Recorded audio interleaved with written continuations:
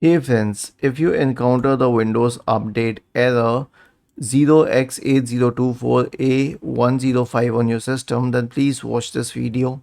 I will guide you through the resolutions. Now, the first one is obviously to run the Windows Update troubleshooter, which is very effective. So right click on the start button and select settings from the menu. Then go to the system tab, go to troubleshoot on the list on the on the right hand side, select other troubleshooters, click on run, and see it will start detecting problems and fix them if possible. Now the second solution is to reset Windows Update components, and let me show you. If you were to check the Microsoft Answers forum, it actually mentions this as the main solution, and hundreds of users have been helped with this.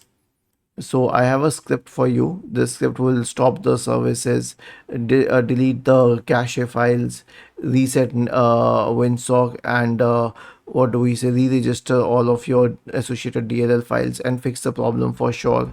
So search for command prompt in the Windows search bar and click on run as administrator.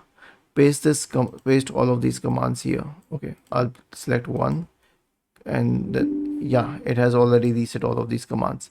So now it is starting the services. It will need a minute or two to get the job done, and then your problem will be fixed. Was this helpful?